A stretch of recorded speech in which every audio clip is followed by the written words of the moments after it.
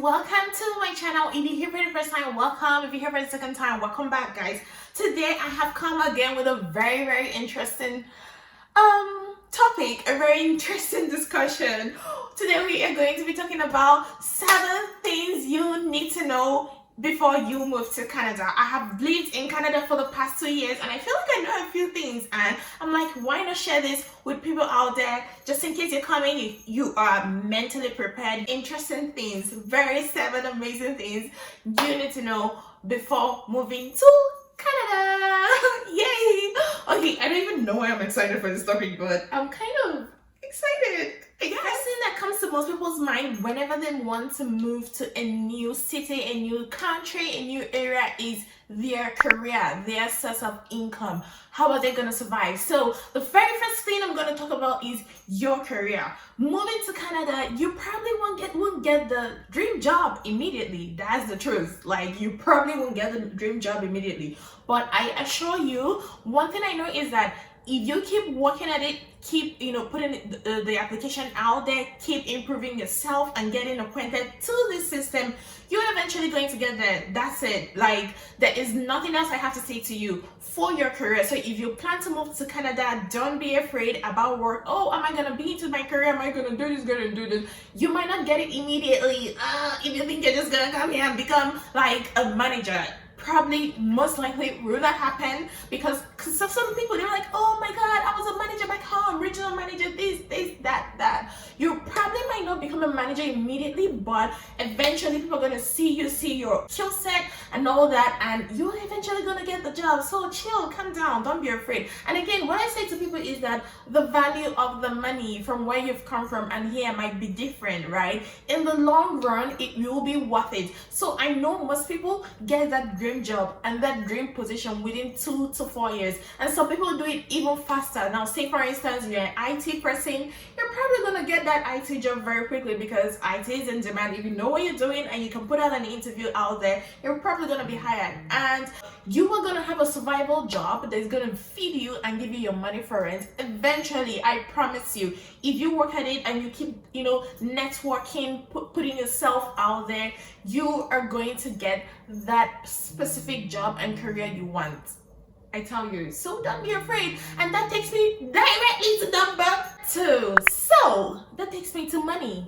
Since we're still talking about finances, number 2 can as well be about money, right? Now, if you're moving to Canada, especially people from back home, if your ideal plan is to come and take money from some uncle or auntie or whoever it is, like, have your own money so that you not be disappointed. Again, if you have a borrowing culture, a begging culture, an entitlement culture, I'm saying this, I'm giving this pure, like, undiluted advice, because I don't want you guys to come out here and be stranded. You know that culture back home, that sense of entitlement, that you feel like, oh, some uncle or some auntie has kept some money for me somewhere that I'm entitled to, so I'm coming to like take the money. I'm so sorry, you're going to be so disappointed. It doesn't work that way. So come here, have a mindset of coming to work, make your own money and take care of yourself. And the truth is that it is very possible. Like, you don't even need anybody. I'm just telling you guys the truth. You should drop the boring culture. Nobody gives you money. This takes me to point number 3. So I'm gonna breaking a myth about the weather in Canada. A lot of people are concerned, oh, I'm moving to Canada, do I really want to move here? It's cold, I'm gonna die of frostbite. Oh my god, like, it snows so much, there's no door to be opened, there's no door. Okay, calm down. Like, seriously, it is cold. I'm not gonna lie, the snow is crazy. In fact, it gets to like minus 40 degrees. Obviously, the warmest region in Canada is Ontario. If you live outside Ontario, if you live in like other provinces like Nova Scotia, Newfoundland, Prince Edward Island, and the rest of them, you decide to move to these places, just know it is very cold. It is worse. It is colder in those areas, in those regions, than it is in Ontario. Obviously, I'm a tropical girl. I'm all for the warmth, so I live in Ontario. However, it is still cold. Yes, it is still cold. Is it cold? Yes. Does it get to minus 40 degrees? Yes. You need the best winter jacket ever. But I'm gonna break your myth right now. In as much as it gets very cold and it gets very snowy and all of that, there's also a good side of it. There's white Christmas. So if you live in Canada, expect that you're going to be having a white Christmas every 25th of December. There's gonna be snow, which is lovely. And then we have a lot of recreational sites that are like for the snowy seasons, for the winter seasons.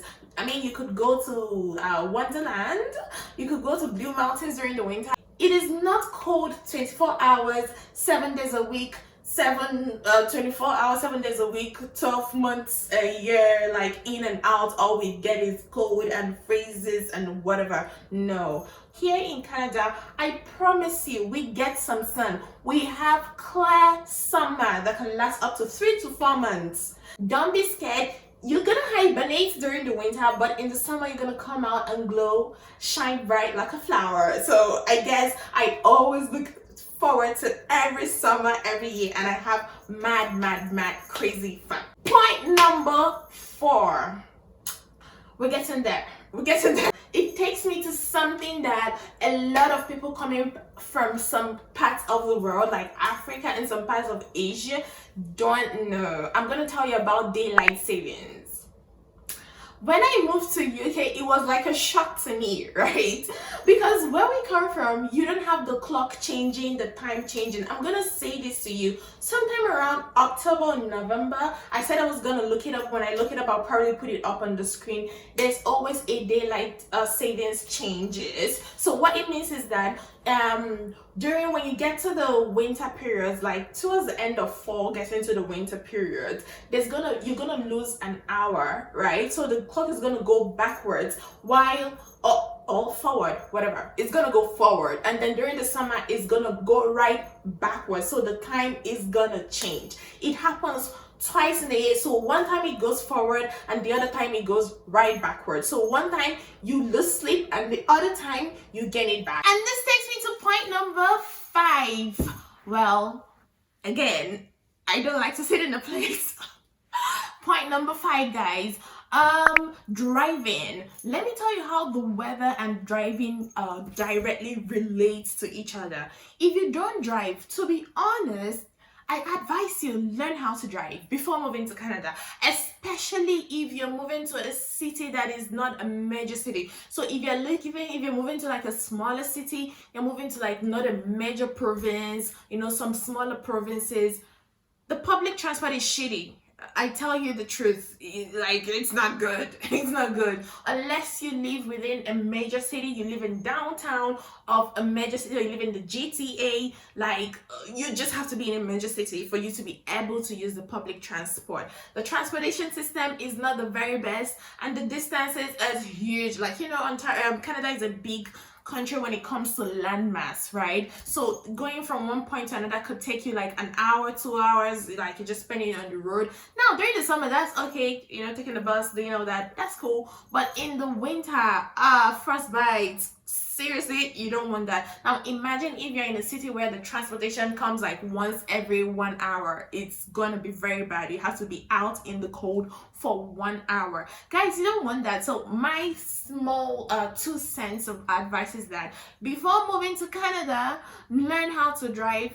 Plan to get yourself a car. If you have a driver's license back home, come with your letter from your driver's whatever. Get a letter to say that you have been driving for the specific amount of years. You can come here, do your driver's test, and get a G straight up, and you can start driving and you can get a car. In most provinces outside Ontario, car insurance is very cheap. It can be less than $100, less than $80, depending on your experience and the rest of it. So getting a car is pretty affordable, and insurance outside Ontario is pretty affordable. However, if you intend to drive within Ontario, you have to get ready with your money, especially if you're going to be in the GTA, if you're going to be in downtown, it is expensive. The most expensive city in Ontario for driving is Brampton, because there's a lot of accidents. So my 2 cents is that learn how to drive. It's gonna just make your life a lot more easier. So and that takes us to point number 6, guys. I'm really trying. Like, you guys should give me some credit. This is quality information I'm giving you. It's very important. I tell you guys this. Your social skill. When you're coming to Canada, you have to drop some of, some social skill that you had, maybe from where you're from. It is very different here.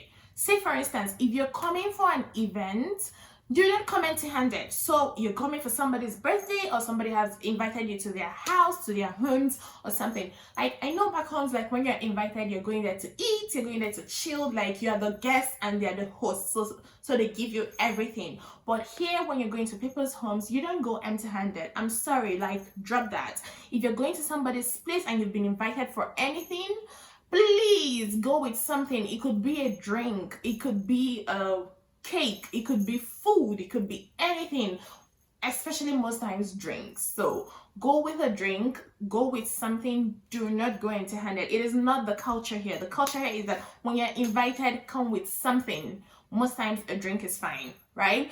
And another thing that takes me also to another point. When you're invited for a wedding, especially if it's a Canadian wedding, like it's not the cultural, maybe somebody from your country's wedding, it's like a Canadian wedding, go with some money. I strongly advise you, go with some money, because you buy your food. There's no other way to say it. Like, you buy your own plate. So it's advisable to go with up to like $50 to $100, because all your drink, all your food, you probably have to pay for it. And yeah, and also that reminds me, if you are not invited for an event, don't go. Like, this is not back home where, oh, if you're invited for an event, it's standard. You're coming with your friend, you're coming with this, you're coming with that. You have to take permission from the person that has invited you before you bring an extra person. You know why? Because most times whoever has an event has a specific number, like they've planned, and then the space also, they might just have a specific number for that space. So you have to invite, or you have to come alone, or if you're allowed a person, come with just one person. Don't come with extra like people. Don't pack the whole community and come with them. It doesn't work like that there. And again, it doesn't work like that here. And back to where we started from, last but not the least, I'm going to give you guys the very final point I have for you today. And it comes to going on dates, love, relationship. If you're coming to Canada, you're moving to Canada, and you intend to go on dates and find love and all that, I promise you, what I'm about to tell you is very important to you. You need to hear this. Like, you seriously need to hear this. Now, I'm going to say this and I'll say it once. When you're going on a date, please don't go empty-handed. Go with your own money. Now, if somebody invites you on a date, standard, most times, I'm not going to lie, most times they're going to pay, right? But it's also good for you to offer to like pay for your own stuff and let your date say, oh no, don't worry, I'm going to pay for it. I have never been on a date that I've been on and I had to pay for my own thing. Like, unless I think it's just ones that I insisted so much because I didn't just want, like, I just wanted to pay for my own stuff. But on a normal day, if you're invited for a date, just go with your own money, because people split bills, like people split stuff here. Yes, you might say, oh, what's the logic behind it? They invited me for, like, I was minding my business and you invited me for lunch, or you invited me for a date. Why am I paying for my own stuff? Standard, I would say go with your own money. If I'm the one, if you invite me for a date and I honor it and I go, and you make me pay for my stuff, I'm not even joking. You'll not see me again, period. Like, period. However, for this video today, always go with your own money. Obviously, I always, like, you have to just go with your own card. Go with your card, go with your own money. Just in case anything happens and you're not feeling the date, you want to go away or anything, you just pay for your own food. And also, just in case the date is not nice and the person decides to insist and make you pay for your food or pay for whatever you've bought, I would strongly advise go with your own money and pay for your own thing. And that wraps it up. If you enjoyed this video, give me a thumbs up, leave a comment in the comment section and tell me what you think. And if you guys like this video too much, I'll probably have a part 2. Don't forget to subscribe to my channel so that you don't miss any of my upcoming fun videos.